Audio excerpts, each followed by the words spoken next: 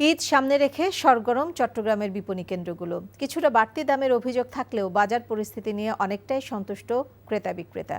আর মার্কেটে বাহারি পোশাকের সরবরাহ বাড়ানোর পাশাপাশি ক্রেতাদের নিরাপত্তা নিশ্চিতের দাবি জানিয়েছেন ব্যবসায়ী নেতারা।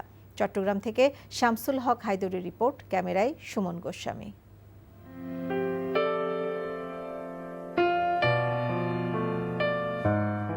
বাহারি রঙের তৈরি পোশাক ঝুলছে দোকানে দোকানে। এই দৃশ্য সারা বছরের হলেও বাড়তি আমেজ আসন্ন ঈদ ঘিরে।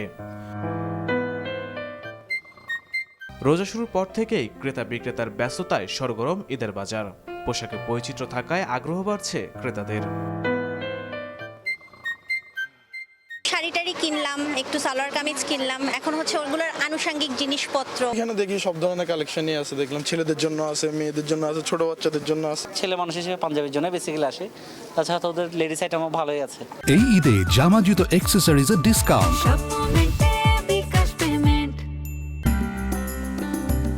চট্টগ্রাম নগরীর ছোট বড় সব মার্কেট যেন সাজসাজ রব। নানা ফ্যাশনের পোশাকে উপচে পড়ছে বিপণী বিতানগুলো। এতে ক্রেতাদের চাহিদা মিটবে বলে আশা বিক্রেতাদের।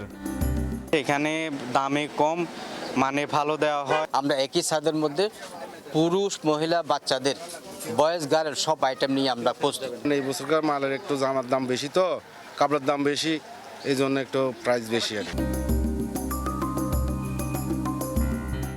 ঈদ বাজারের নিরাপত্তায় প্রশাসনের পাশাপাশি নানা ব্যবস্থা গ্রহণ করছেন ব্যবসায়ীরা। তবে বিগত বছরের তুলনায় পোশাকের দাম বেশি বলছেন খোদ ব্যবসায়ীরা। খুচরা ব্যবসায়ীদের জন্য আমাদের এখানে পর্যাপ্ত নিরাপত্তা থেকে শুরু করে সুশৃঙ্খল ব্যবস্থা করা আছে, আমাদের সমিতির পক্ষ থেকেও করা আছে, এবং ট্রেডাররা, আমাদের দোকানদাররা খুবই আন্তরিক খুচরা কাস্টমারের প্রতি। নির্বিঘ্নে ঈদের বাজার করে ঈদ আনন্দ উদযাপন করবে নগরবাসী, এমনটাই প্রত্যাশা সংশ্লিষ্টদের। NTV news desk. এই ঈদে জামা জুতো অ্যাক্সেসরিজের ডিসকাউন্ট।